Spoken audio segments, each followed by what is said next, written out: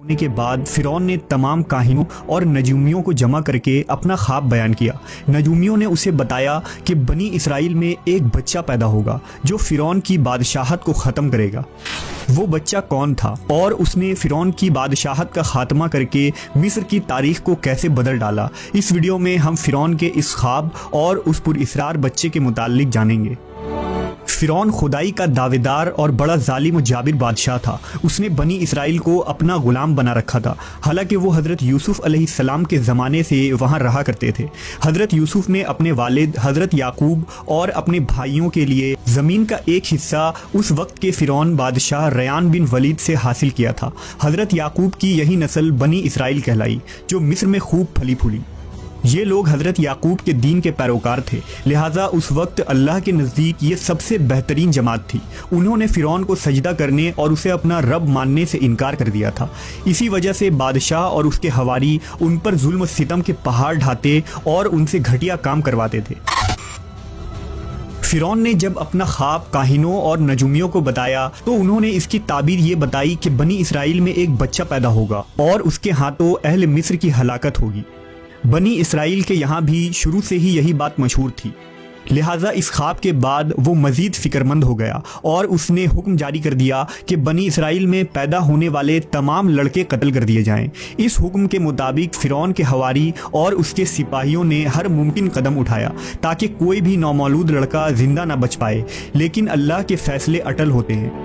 دیکھتے ہی دیکھتے بنی اسرائیل کے ہزاروں نومولود بچے ذبح کر دیے گئے۔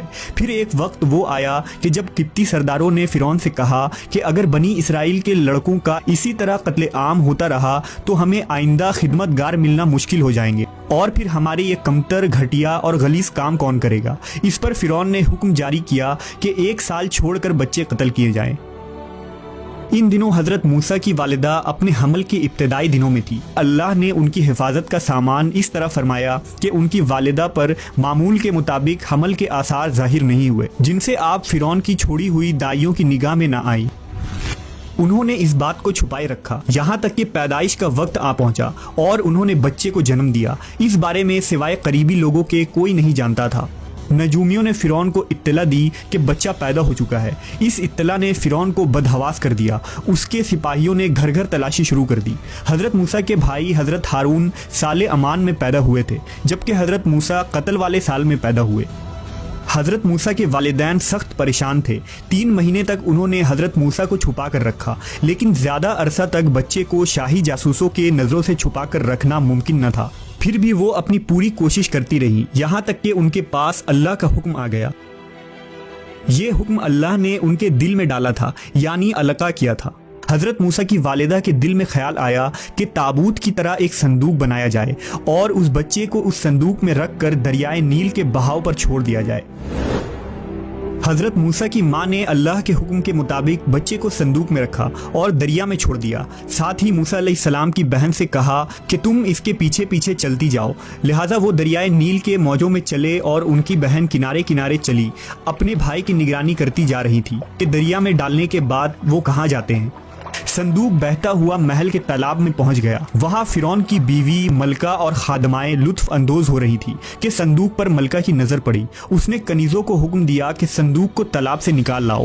صندوق کھولا گیا تو اس میں ایک حسین اور تندرست بچہ آرام سے لیٹا ہوا انگوٹھا چوس رہا تھا۔ ملکہ بہت خوش ہوئی، اس کی آنکھوں میں ممتا اتر آئی، شفقت و محبت سے بچے کو گود میں لے لیا۔ ملکہ نے سوچا کہ اس بچے کو بیٹا بنا کر پالنا چاہیے۔